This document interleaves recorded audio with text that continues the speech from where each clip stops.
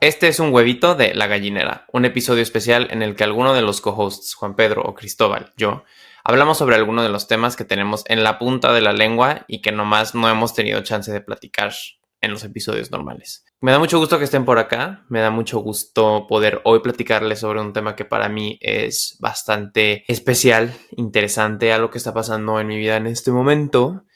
No sé si han oído los últimos episodios de La Gallinera. Ojalá la estén disfrutando mucho. La verdad es un proyecto que tanto a Juan Pedro como a mí nos tiene muy contentos y emocionados y estamos haciéndolo como con mucha pasión y con mucha entrega, a pesar de que pues sí implica trabajo y sí implica esfuerzo y bueno, Juan Pedro trabaja todo el día, yo estoy haciendo mi internship, ahorita les contaré, hace algunos meses todavía estaba en la escuela, entonces bueno, definitivamente es un esfuerzo, pero lo estamos disfrutando mucho, entonces ojalá les guste.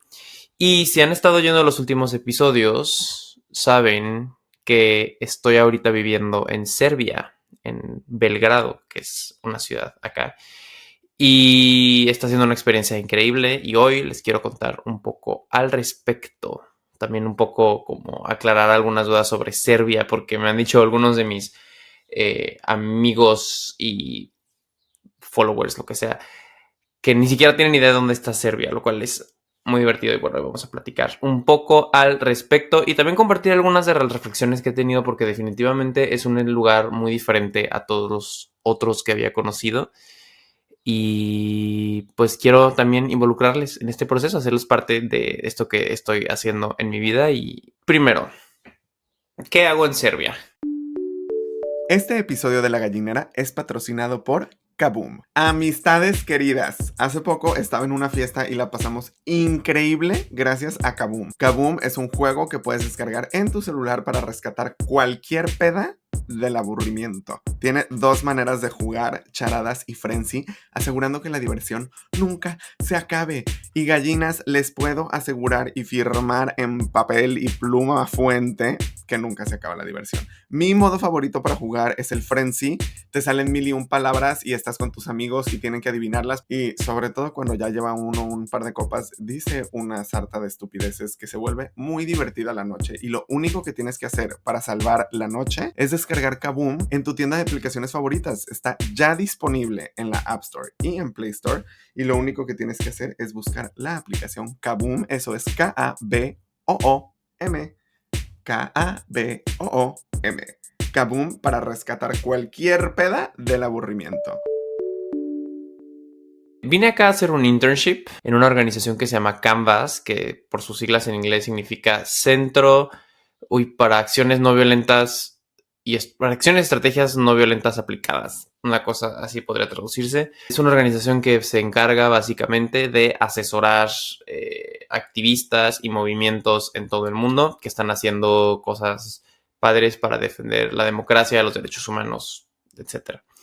¿Cómo llegué acá? Es una historia interesante, porque en mi primer semestre de la maestría tuve un profe serbio que se llama Božidar Jelic, que fue ministro de Finanzas y bueno, está muy conectado con todo el mundo y muy seguido traía profesores invitados como de los temas más importantes que nos estaba enseñando en la clase. Y una vez invitó a un señor que se llama Srđan Popović, que es un activista serbio, que fue muy importante porque fue uno de los líderes del movimiento Otpor, que a finales de los 90, principios de los 2000, empujó para quitar a Milosevic, que era un presidente muy impopular y muy antidemocrático acá. Ahorita les platicaré un poco sobre eso. Y nos contaba en esa clase las cosas que él hace y que los movimientos que él ha asesorado eh, a lo largo de su carrera, ¿no? Y a mí me maravilló escuchar como todas sus experiencias y las lecciones que tenía para compartir. Y como para mí siempre ha sido muy importante encontrar la forma de apoyar los movimientos y las organizaciones que están empujando por la democracia y los derechos humanos, bueno, pues le escribí un mail y le dije, me encanta lo que haces, esto es lo que sé hacer, esto es mi background, mi experiencia hasta ahora y me encantaría ver la forma de colaborar. y me dice, ¿por qué no te vienes a hacer un internship con nosotros? Y yo dije, ¿qué? ¿Qué? Entonces, nada, me puso en contacto con su equipo de trabajo, el equipo de la organización. Le mandé un mail entonces a la que ahora es mi jefa, tuvimos una entrevista y en fin, me vine para acá, para Serbia. El internship dura 3 meses y voy a estar acá solo un mes, el resto va a ser a distancia. Estamos trabajando en varios proyectos muy interesantes. Yo estoy involucrado como desde la parte de la investigación sobre distintos movimientos y casos de estudio y, en fin, la verdad estoy muy emocionado, estoy muy contento de lo que estoy aprendiendo y de las personas que estoy conociendo. Y, como les digo, mucha gente me ha preguntado dónde está Serbia. Incluso amigos europeos, ¿no? Que se supone que deberían conocer un poco lo que tienen alrededor, me han preguntado qué pasa ahí, ¿no? Serbia está ubicado en la península de los Balcanes, en Europa del Este. Entonces, si sacan su mapa, hacia la parte derecha de Europa está esta parte que es la región de los Balcanes.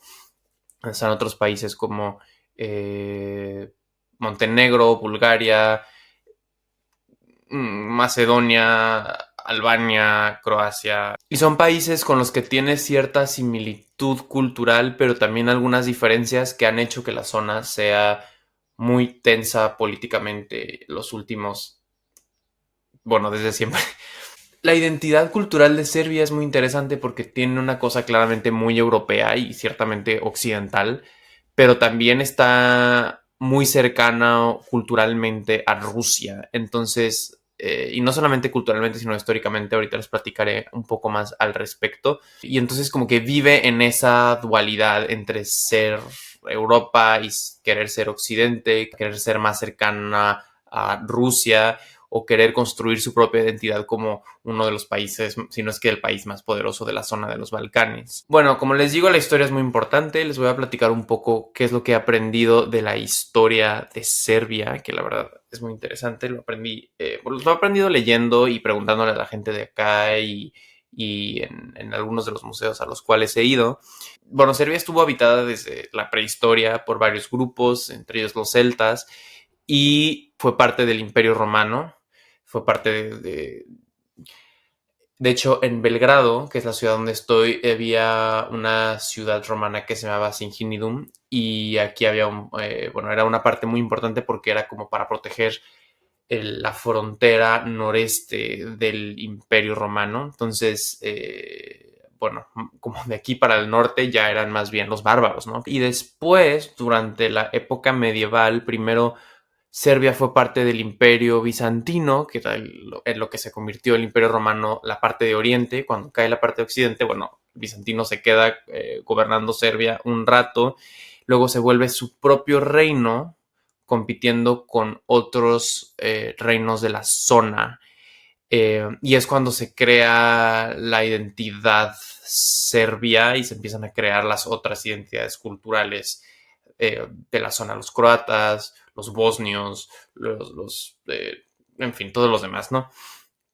Y se empieza a mezclar también mucho con la cultura turca. Es cuando se crea el Imperio Otomano y hubo una invasión muy importante a Serbia. Entonces, bueno, esto era más o menos lo que iba pasando en la era medieval, que también es, como no es tan reciente, quizás no lo sentimos tan cerca, pero tiene que ver con esto de las herencias culturales que hoy hacen que Serbia y su cultura sean como son y que también haya ciertas diferencias sutiles con los otros pueblos de la zona que no alcanzamos a ver, pero que para estos países son muy importantes y que no los podemos obviar. Muchas veces siento que cuando venimos de afuera de un país vemos y no entendemos las cosas que estamos viendo a la primera y para ellos las sutilezas son muy importantes, ¿no? Ya en la época más reciente, después de la era medieval, Serbia se vuelve parte del Imperio Austrohúngaro.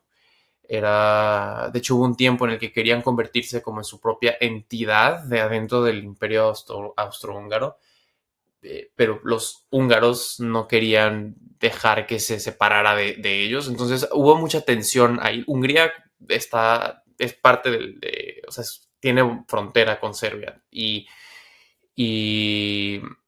no sé por qué les estaba diciendo esto, pero Pero bueno, o sea, lo que les quiero decir era parte de este imperio grande y poderoso que fue el imperio austrohúngaro, y no sé si se acuerdan ustedes de sus clases de historia, pero la Primera Guerra Mundial inicia porque los separatistas serbios, los que ya no querían ser parte del imperio austrohúngaro, tienen este atentado contra el príncipe sucesor del imperio austrohúngaro. Entonces lo matan y entonces eso es lo que empieza la Primera Guerra Mundial, porque los serbios estaban aliados con los rusos y los alemanes con los austrohúngaros. Entonces todos empiezan a declarar la guerra entre todos porque empezó aquí. Bueno, no inició en Serbia como tal, sino que inició en Bosnia, pero lo que los iniciaron fueron los serbios. Pero lo que les digo es, aquí de verdad, pues es una zona no es tan grande, pues, y hay muchos pueblos que están muy pegados, o lo que hoy es Bosnia, bueno, también tiene una parte muy lleno de serbios, que es parte del conflicto de después. Pero ahorita estamos en la Primera Guerra Mundial, que digo, esto no es una clase de historia, pero lo que acabó sucediendo es, después de eso, es que después de la guerra, pues Serbia se vuelve un país independiente, pero no como tal, sino que se crea el reino de los serbios, croatas y eslovenos, que son varios de los pueblos de acá, y que luego pasa a llamarse el reino de Yugoslavia, que seguramente oyeron hablar de eso, seguramente alguna vez eh, sus papás o sus abuelos se equivocaron y dijeron Yugoslavia así como se dice la URSS en lugar de Rusia cuando tienes 80 años y se te olvidó que se cayó el muro de Berlín.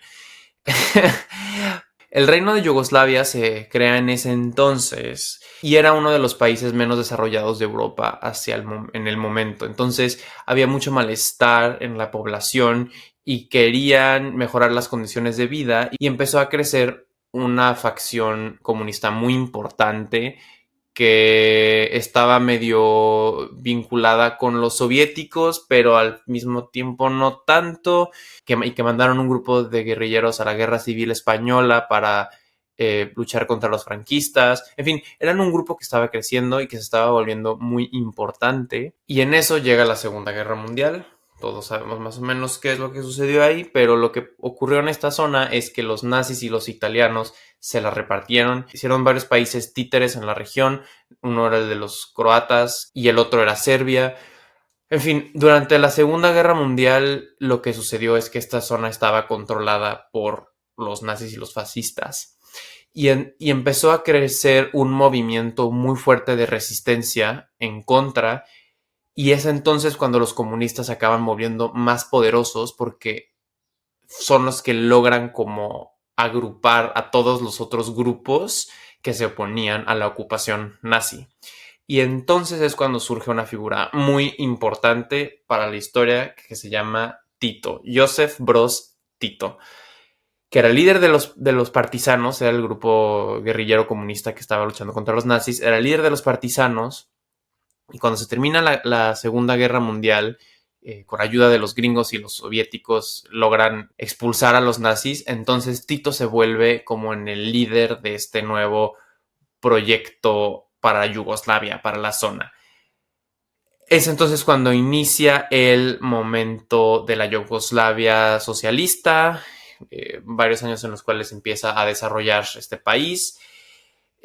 Tito muere en los años 80 y con él se disuelve Yugoslavia porque ya no había... Esto es un resumen muy simplista, pero bueno, ya no había como una figura fuerte que uniera a Yugoslavia, y entonces todos los pueblos de estas zonas empiezan a pelear entre ellos para buscar independencia, y había muchos resentimientos étnicos que empezaron a surgir, y entonces empiezan las guerras de Yugoslavia y empieza a perder cachos este país. Primero Eslovenia, luego Croacia, luego Bosnia. En fin, es una época muy violenta para la región. Hay ciertos momentos en Serbia y su presidente de entonces, Milosevic, que ya les había platicado de él, hace este momento de limpieza étnica contra la población albana en el sur, que lo que ahora es Kosovo, pero Serbia no reconoce la independencia de este país. Es una cosa muy complicada. En fin, después de muchos años de protesta, Milosevic renuncia en el año 2000 que les digo es el movimiento en el que participó el güey a partir del cual llegué a esta organización. Y desde entonces Serbia ha estado metida primero en la transición democrática y ha sido muy inestable.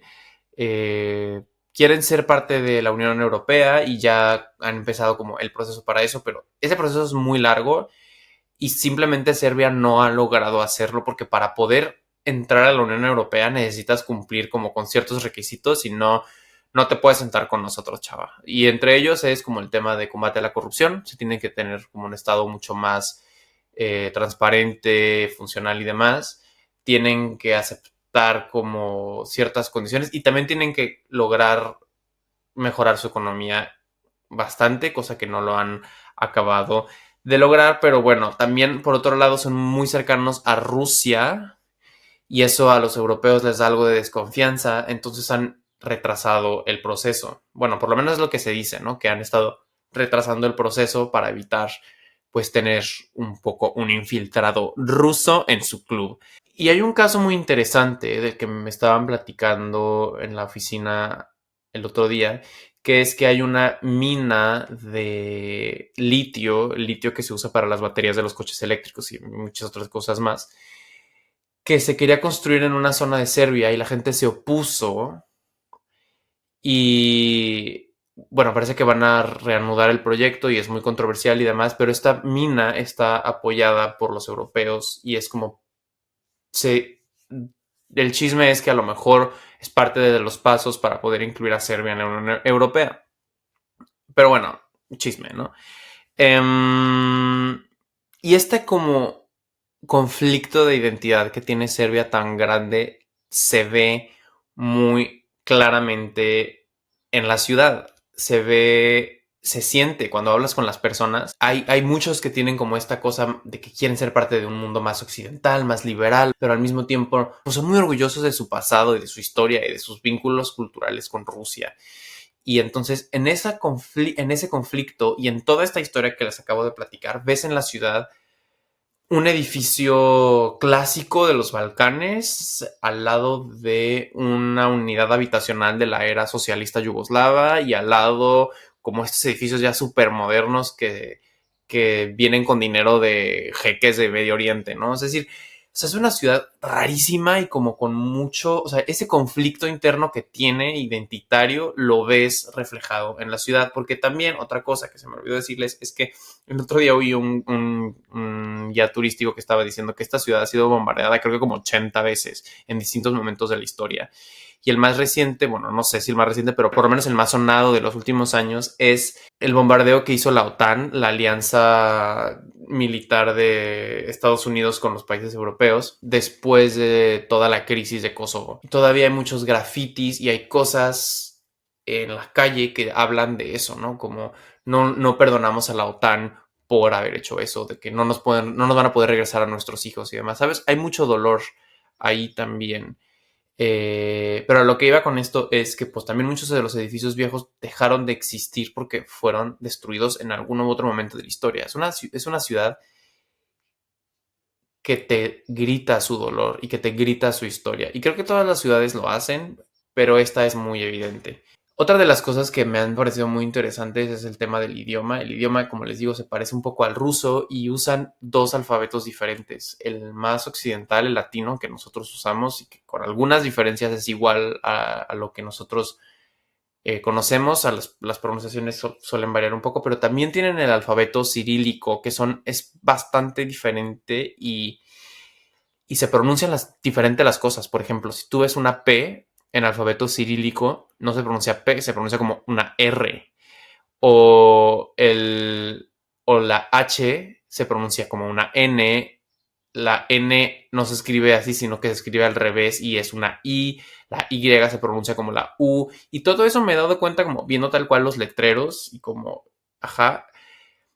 Y a la medida en la que vas aprendiéndote esas diferencias, puedes leer el alfabeto cirílico y entonces vas viendo, esto significa algo de la universidad. Y entonces como que vas aprendiendo y eso para mí ha sido increíble, o sea, muy interesante. La ciudad es muy bonita, muy, muy bonita. Es bastante tranquila. Yo pensaba que iba a estar más movida, pero no, tiene como una vibra muy calmada, como que la vida es lenta. También es más chica, ¿eh? No tiene ni 2 millones de habitantes. Tiene como esta ahora medio provinciana, pero de verdad es lindísima. El barrio en el que yo estoy viviendo me encanta. Es muy calurosa, por lo menos ahora que estoy acá en verano. El día que llegué llegábamos a 37 grados centígrados y otros días también hemos estado por ahí.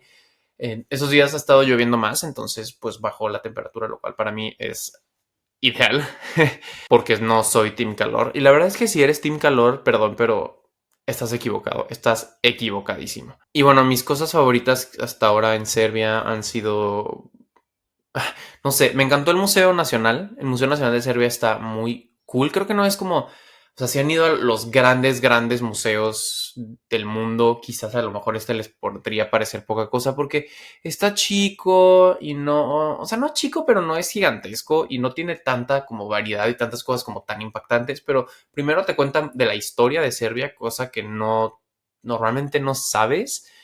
Desde la prehistoria, entonces ves como todas las artesanías de esos tiempos, cosas que yo nunca había visto, o sea, como ese tipo de artesanías, pues no las conoces porque no las, o sea, normalmente las que ves son las de tu país, creo, ¿no? Y las más clásicas, que sí, de los egipcios, que sí, en fin.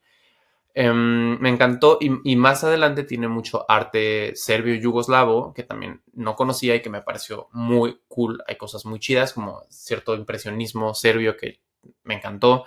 Em, pero bueno, el Museo Nacional hay que verlo. Luego, otra cosa muy cool es el Parque Kalemegdan, que es como, pon tú como el Central Park de acá, o como el parque más importante. Tiene adentro una fortaleza. Unas partes ya son ruinas, otras partes están relativamente bien conservadas. Pero bueno, es un bonito lugar como para ir a pasar el día, venden nieves, la vista está padre. De ahí alcanzas a ver el otro lado de la ciudad, porque en la ciudad hay dos ríos. El río Sava, que y el río Danubio, que es de los ríos más largos e importantes de Europa. Y del otro lado del río Sava, del otro lado del río Danubio no hay nada porque es un río muy ancho, entonces pues ajá.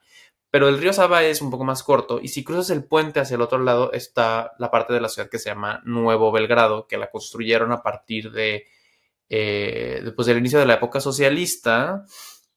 Entonces, pues tiene todas estas unidades habitacionales, pum, pum, ¿no? Los bloques gordos, brutalistas, pero también muchas cosas nuevas ya, ¿no? O sea, como muchos centros comerciales, hoteles nuevos, muy modernos. Por allá está el Museo de Arte Contemporáneo que todavía no he conocido y varios parques y están como muchos barquitos como con bares y demás. Está cool, pero no he explorado tanto esa zona. ¿Qué otra cosa me ha gustado? El Museo de Yugoslavia, que justo te cuentan la historia de Yugoslavia, de Tito. Ahí está la tumba de Tito, que es un lugar que se llama la Casa de las Flores. Sí, sí, como la serie, pero es otra Casa de las Flores. No sé, a mí me pareció muy, muy interesante toda la historia de ese señor y de Yugoslavia. Y está metido en otro parque muy grande, nomás que está un poco lejos. Y caminé hasta allá y me asoleé muchísimo y no estuvo tan padre. Mi barrio favorito es por mucho donde estoy viviendo, que se llama Dorchol, que es un barrio que también tiene muchísima historia. Se volvió también un barrio muy importante como para esta etapa socialista de Yugoslavia. Eh, entonces tiene muchas unidades habitacionales, pero como metidas entre paseos y parques con muchos árboles y muy verdes y con zonas para niños y con gimnasios al aire libre y hay como pequeños cafecitos y como algunos negocios, entonces no se siente como solo residencial, sino que tiene como una vida comunitaria muy padre, tiene un centro cultural. Dorchol es precioso, de verdad precioso, y tiene como otra parte más clásica, con edificios más viejos, que es donde hay como muchos restaurantes, está cerca el Parque de los Estudiantes y la universidad. No sé, es una zona muy linda. Amo pasear por aquí. Hay mucho como arte urbano, ves mucho graffiti. Todas esas cosas están muy bonitas. Si algún día tienen la oportunidad de estar por esta parte del mundo, no solo se pasen pues por las ciudades que ya todo el mundo dice que hay que conocer, vengan a Belgrado. Pues la verdad es que estoy muy contento, me está encantando poder tener esta experiencia, estoy muy agradecido de poder estar acá y estar trabajando en una organización tan motivadora y tan importante, ¿no? En un tiempo en el cual pues los gobiernos cada vez se están volviendo más antidemocráticos y más represivos y más no sé, el panorama cada vez es más desolador. Creo que los movimientos sociales tienen un lugar vital y antes de que pues el mundo se convierta en una dictadura horrible, necesitamos encontrar la forma de hacerlos más efectivos y más poderosos y, en fin. Para mí es, no sé, como descubrir cosas nuevas y lugares nuevos, idiomas nuevos y recorrer ciudades nuevas se ha vuelto algo muy importante y como muy motivador. Y nada, estoy muy contento. También pues quiero agradecerles por escuchar este huevito, por escuchar la gallinera en general. Si les está gustando, por favor, de verdad, ayúdenos a compartir. No solo este episodio, ayúdenos a compartir el que más les haya gustado. Ayuden a compartir nuestro Instagram, nuestro TikTok, a seguirnos en Spotify o en Apple, en donde sea que nos estén escuchando. De verdad nos ayuda mucho a contestar las encuestas que ponemos, porque ustedes ya saben cómo funciona el algoritmo y pues nos ayuda a crecer y queremos crecer y lo estamos haciendo, pero con tu ayuda vamos a crecer mucho más. En fin, nos escuchamos pronto, tenemos nuevas cosas pensadas para ustedes, nuevos capítulos muy divertidos. Entonces, pues nos veremos por allá. Chao.